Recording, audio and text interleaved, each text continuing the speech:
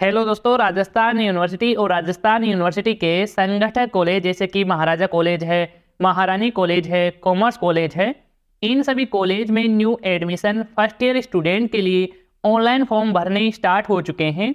तो स्टूडेंट, यदि आपके 12th में अच्छी खासी परसेंटेज है और आपका भी सपना है इन सब कॉलेज में एडमिशन लेना, तो आप इन सभी कॉलेजों में एडमिशन के लिए अपना ऑनलाइन फॉर्म अप्लाई कर सकते हैं। आपको ऑनलाइन फॉर्म कैसे क्या भरना है, फॉर्म में क्या क्या डॉक्यूमेंट अपलोड होंगे और फॉर्म भरने की कितनी क्या फीस लगेगी, तो ये सब आप स्टेप बाय स्टेप जानना चाहते हैं तो आप इस वीडियो में बने रहिएगा। तो स्टूडेंट, आपको अपना ऑनलाइन फॉर्म भरने के लिए गूगल में admission.unira.edu.in लिखकर आप सर्च करेंगे, या फिर आपको ये जो लिंक है इसी वीडियो के नीचे डिस्क्रिप्शन पार्ट में भी आपको मिल जाएगा, वहां से भी आप क्लिक करके इस साइट पर आप विजिट है वो कर सकते हैं। तो स्टूडेंट, इस प्रकार से आपके सामने वेबसाइट है वो ओपन हो जाएगी। इस वेबसाइट में यहाँ पर देख सकते हैं कि यूजी एडमिशन 2023-24 करके देखने को मिल रहा है, और फॉर्म भरने की जो लास्ट डेट है वो यहाँ पर देख सकते हैं कि 26 जून 2023 है वो रखी गई है।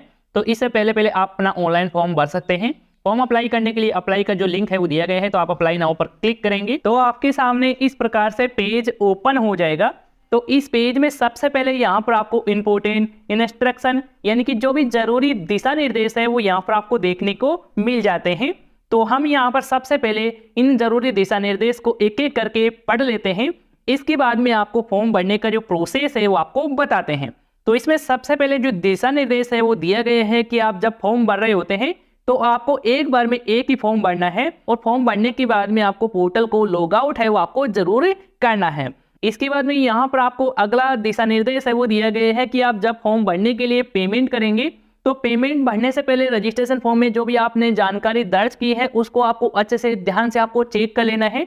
इसके बाद में ही आपको पेमेंट करना है, क्योंकि पेमेंट करने के बाद में आपने जो भी रजिस्ट्रेशन फॉर्म में जानकारी दर्ज की है उसमें किसी प्रकार की चेंजिंग है, किसी प्रकार का अपडेशन है वो नहीं किया जाएगा। तो ये आपको विशेष तौर पर आपको ध्यान रखना है। इसके अलावा स्टूडेंट, यहाँ पर आपको अगला दिशा निर्देश है वो दिया गया है कि आप अपना एडमिशन का फॉर्म भर देते हैं। इसके बाद में जो भी आपको फाइनल प्रिंट आउट मिलता है, जो भी आपको हार्ड कॉपी मिलती है, उसको आपको अपने पास से सुरक्षित रखना है। उस हार्ड कॉपी को आपको मेरिट लिस्ट निकलने के बाद में यदि आपका मेरिट लिस्ट में नाम आ जाता है तो आप जब डॉक्यूमेंट वेरिफिकेशन करवाएंगे तो उस समय आपको इस हार्ड कॉपी, इस एडमिशन फॉर्म के फाइनल प्रिंट आउट को भी आपको साथ में ले जाना होगा और वहां पर आपको जमा कराना होगा। इसके अलावा स्टूडेंट, यहाँ पर आपको अगला दिशा निर्देश है वो दिया गया है कि आप लॉगिन करने के बाद में कोर्स है, कॉलेज है, उसी का चयन करना है जिसके लिए आप आवेदन करना चाहते हैं। और यदि आप गलत भरकर आप आगे की ओर बढ़ जाते हैं तो फिर से आपकी कॉलेज है, कोर्स है वो चेंज नहीं किया जाएगा। तो ये आपको विशेष तौर पर आपको ध्यान रखना है। और इसके अलावा नीचे भी यहाँ पर आपको जानकारी है वो दी गई है कि आपको फॉर्म के लिए अपना रजिस्ट्रेशन है वो किस प्रकार से करना है, और रजिस्ट्रेशन करने के बाद में फॉर्म किस प्रकार से भरना है, सारे स्टेप है इसमें बताए गए हैं। तो हम लाइव देखते हैं कि किस प्रकार से आपको फॉर्म भरना है। तो फॉर्म भरने के लिए यहाँ पर आपको रजिस्ट्रेशन का बटन दिया गया है, इस पर आप क्लिक करेंगे। इसके बाद में इस प्रकार से आपके सामने न्यू रजिस्ट्रेशन फॉर्म है ओपन हो जाएगा। तो इसमें सबसे पहले आपको कैंडिडेट का जो फुल नेम है वो यहाँ पर आपको डालना है। इसके बाद में कैंडिडेट का जो फादर का नाम है इंग्लिश में वो यहाँ पर आपको डालना है। इसके बाद में मदर का नाम है वो डालेंगे। इसके बाद में आपको अपनी जो डेट ऑफ बर्थ है, ड्यूबी है, वो आप अपने अकॉर्डिंग सेलेक्ट कर लेंगे। इसके बाद में जेंडर का चेंज है वो आपको करना है, मेल है फीमेल है वो आप अपने अकॉर्डिंग सेलेक्ट है वो कर सकते हैं। इसके बाद में यहाँ पर आपको नेशनलिटी है वो देना है। नेशनलिटी में आप देख सकते हैं कि इंडियन है तो आप इंडियन सेलेक्ट करेंगे। इसके बाद आपको कैटेगरी का चयन है वो करना है, जैसे कि आप एससी है, एसटी है, ओबीसी है, जनरल है, तो जो भी आपकी कैटेगरी है वो आप अपने अकॉर्डिंग सेलेक्ट है वो कर लेंगे। इसके बाद में आपको कैंडिडेट का 12th डिजिट का आधार कार्ड नंबर है वो आपको फिल करना है। इसके बाद में स्टूडेंट का एक्टिव मोबाइल नंबर है वो यहाँ पर आप दर्ज कर देंगे, और यहाँ पर आप अपनी जो ईमेल आईडी है वो भी यहाँ पर आप दर्ज करेंगे जो एक्टिव है। इसके बाद में ये कंप्लीटली जानकारी आप फिल कर देते हैं। इसके बाद आपको सबमिट वाले बटन पर आपको क्लिक करना है। सबमिट पर क्लिक करते ही आपके सामने कंफर्मेशन के लिए आ जाएगा। तो जो भी आपने रजिस्ट्रेशन फॉर्म में जानकारी दर्ज की है वो यहाँ पर आपके सामने देखने को मिल जाएगी। तो आप कंफर्म एंड सबमिट पर क्लिक करेंगे। इसके बाद में इस तरह से आपके सामने ओपन हो जाएगा। तो इसमें यहाँ पर आपको नेट आईडी है वो देखने को मिल जाती है। इसी आईडी को लगाकर आप लॉगिन करेंगे। इसके बाद में आप फॉर्म भरेंगे। तो यहाँ पर आप पेमेंट करने के लिए आगे बढ़ेंगे, और पेमेंट आपको 150 रुपये है वो आपको करना होगा। तो यहाँ पर आप पे बटन पर क्लिक करेंगे। इसके बाद में आपके सामने ईजी पे का पेमेंट गेटवे है ओपन हो जाता है।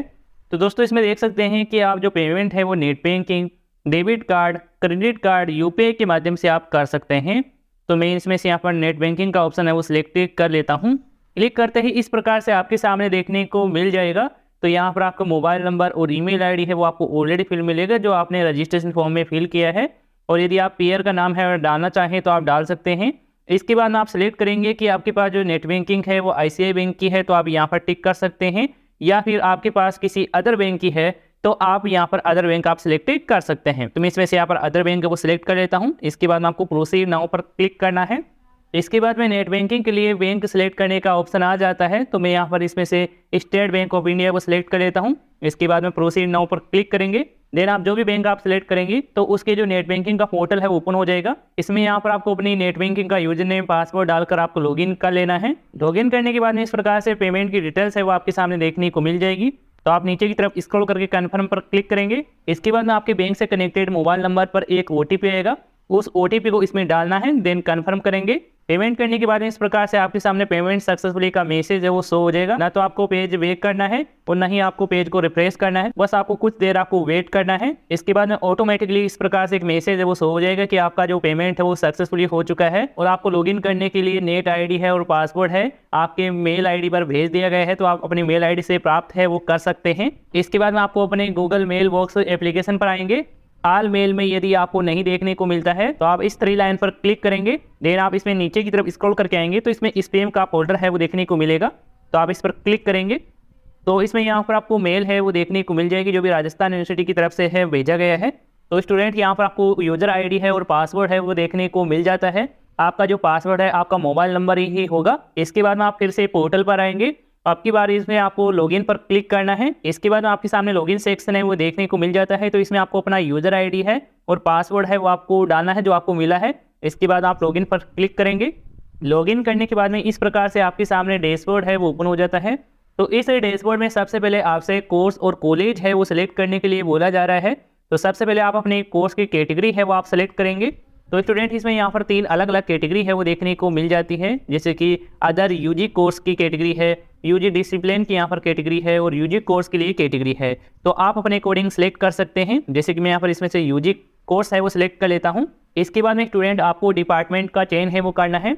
डिपार्टमेंट में यहाँ पर आपको म्यूजिक के लिए मिलेगा, विजुअल आर्ट्स के लिए मिलेगा, कॉमर्स कॉलेज के लिए है, महाराजा कॉलेज है, महारानी कॉलेज है और राजस्थान कॉलेज है। तो आप जिस कॉलेज में एडमिशन लेना चाहते हैं उस डिपार्टमेंट को यहाँ पर आप सिलेक्ट कर लेंगे। जैसे कि मैं यहाँ पर राजस्थान कॉलेज है वो सिलेक्ट कर लेता हूँ। इसके बाद आपको कोर्स का चयन है वो करना है जिसमें आप एडमिशन है वो लेना चाहते हैं। तो जैसे आप सिलेक्ट पर क्लिक करेंगे तो यहाँ पर आपके सामने कोर्स है वो देखने को मिल जाता है BA का। और भी यहाँ पर कोर्स हो सकते हैं लेकिन इसमें अभी फिलहाल BA ही देखने को मिल रहा है, तो मैं यहाँ पर BA ही सिलेक्ट है वो कर लेता हूँ। सिलेक्ट करने के बाद में इस प्रकार से आपके सामने देखने को मिल जाएगा। तो आप अच्छे से चेक कर लेंगे कि आपने जो भी कोर्स सिलेक्ट किया है वो सही है, जो भी डिपार्टमेंट सिलेक्ट किया है वो सही है। इसके बाद में आपको proceed to online form generation पर आपको क्लिक करना है। इसके बाद में आपके सामने फॉर्म का स्टेप है वो शुरू हो जाता है। यहाँ पर टोटल 7 स्टेप है वो दिए गए हैं। पहले स्टेप में आपको अपनी फोटो है, जो भी आपकी पासपोर्ट साइज में फोटो है वो आपको अपलोड करना है। फोटो की साइज यहाँ पर आप देख सकते हैं कि 200 KB है वो रखी गई है, यानी कि मैक्सिमम 200 KB तक आप रख सकते हैं। तो यहाँ पर आप चूज फाइल पर क्लिक करेंगे, अपनी फोटो वो सिलेक्ट करेंगे, देन अपलोड पर क्लिक करेंगे। इसके बाद में यहाँ पर आपकी जो फोटो है वो शो हो जाएगी। देन आप नेक्स्ट पर क्लिक करेंगे। इसके बाद हम सेकंड स्टेप पर आ चुके हैं। सेकंड स्टेप में यहाँ पर आपको अपनी पर्सनल इन्फॉर्मेशन है वो दर्ज करना है। इसमें आपका नाम है, फादर का नाम है, मदर का नाम है, डेट ऑफ बर्थ है और जेंडर है, कास्ट की कैटेगरी है वो आपको ऑलरेडी आपको फील मिलेगा। इसमें केवल आपको लॉयल्टी है वो आपको सिलेक्ट करना है कि आप ग्रामीण क्षेत्र से बिलोंग करते हैं या फिर आप शहरी क्षेत्र से, वो आप अपने अकॉर्डिंग सिलेक्ट कर लेंगे। इसके बाद में आपको एनुअल इनकम यानी कि आपकी जो भी वार्षिक आय रहती है उसके अकॉर्डिंग यहाँ पर आप कैटेगरी है वो सिलेक्ट कर लेंगे।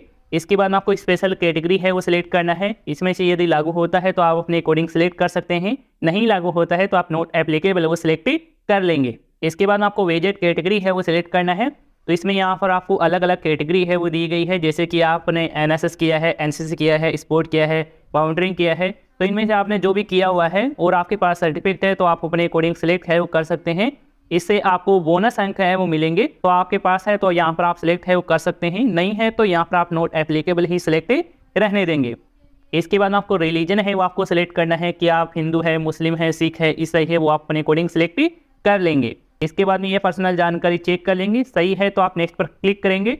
इसके बाद में एप्लीकेशन फॉर्म का थर्ड स्टेप ओपन हो जाता है। तो इस स्टेप में कॉन्टैक्ट और बैंक की इन्फॉर्मेशन है वो यहाँ पर आपको दर्ज करना है।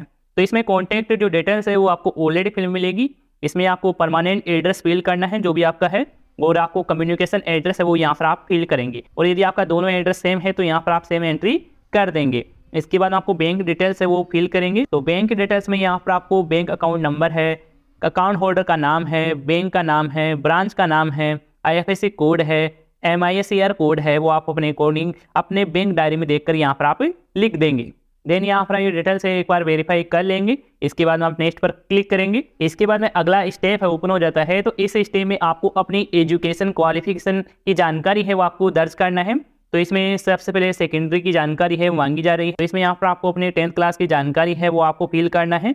तो सबसे पहले यहाँ पर आपको बोर्ड का चयन करना है, जिस बोर्ड से आपने अपने 10th क्लास पासिंग की है। इसके बाद में आपको पासिंग ईयर सेलेक्ट करना है, जो भी आपने प्राप्त किया है वो डालेंगे। इसके बाद में आपके जो टोटल मार्क्स थे वो यहाँ पर आप दर्ज करेंगे।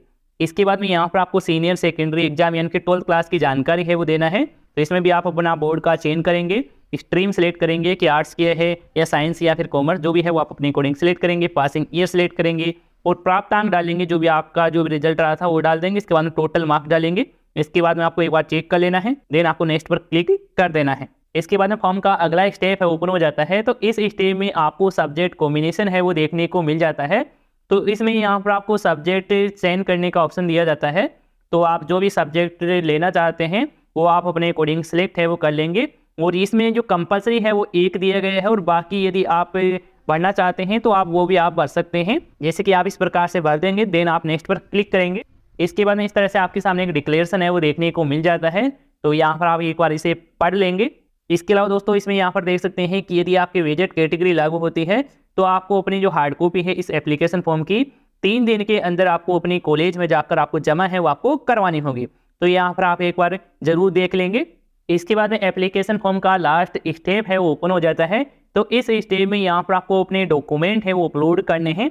तो डॉक्यूमेंट में यहाँ पर आपको अपने सीनियर सेकेंडरी यानी कि 12th क्लास की जो मार्कशीट है वो आपको अपलोड करना होगा। इसके बाद अपना कास्ट सर्टिफिकेट है वो अपलोड करेंगे। और दोस्तों इसमें देख सकते हैं कि वेजेड सर्टिफिकेट है वो 2 ईयर के लिए ही वैलिड होगा। और OBC सर्टिफिकेट के लिए जो भी गवर्नमेंट के लिए जो भी रूल लागू होते हैं उसके अकॉर्डिंग यहाँ पर आपको अपने जो OBC सर्टिफिकेट है, जाति प्रमाण पत्र है, वो आपको अपलोड करना होगा। और ये जो आप डॉक्यूमेंट अपलोड कर रहे हैं उसकी जो साइज है वो 200 KB के अराउंड ही रखना है और JPG फॉर्मेट में ही अपलोड करना है, यानी कि इमेज फॉर्मेट में ही ये डॉक्यूमेंट आपको स्कैन करके अपलोड करना होगा।